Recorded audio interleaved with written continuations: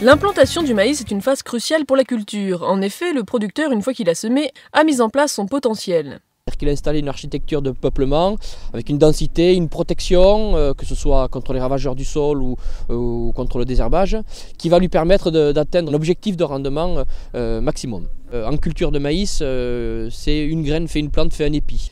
Quasiment 50% du rendement se joue au semis. On n'a pas de compensation possible par détal, donc il faut absolument qu'on ait une excellente régularité de semis pour avoir les meilleurs potentiels au final. Les contraintes au moment du semis peuvent être nombreuses. Comme pour la plupart des cultures de printemps, les fenêtres de tir pour semer sont assez courtes. Il faut donc aller vite tout en préservant la qualité d'implantation des graines, et ce, en jonglant avec les aléas climatiques. On a des contraintes de vent. Aujourd'hui, on ne peut pas semer sur des vents Beaufort supérieurs à 3. Si on enlève les jours avec de la pluie, c'est vrai que ça fait des fenêtres de tir assez courtes. Donc c'est tout le travail qu'on fait au niveau du groupe semoir.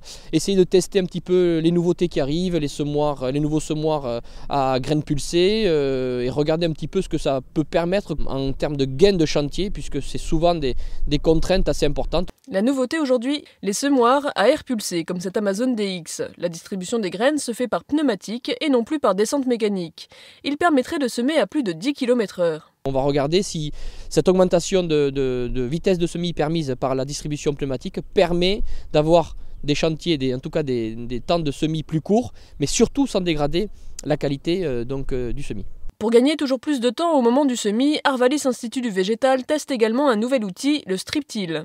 Ce qui est un intermédiaire entre on va dire, le travail superficiel en plein, et donc là on fait un petit travail superficiel uniquement sur la bande que l'on va semer. Ça se développe de plus en plus, qu'on regarde aux États-Unis ou ailleurs en Europe, et c'est vrai que ça permet d'avoir des chantiers de semis beaucoup plus rapides. Après il faut qu'on regarde si en termes de toujours pareil de qualité d'implantation, tout ce qui est maladie, désherbage, on n'a pas de levier à faire lever pour éviter des soucis.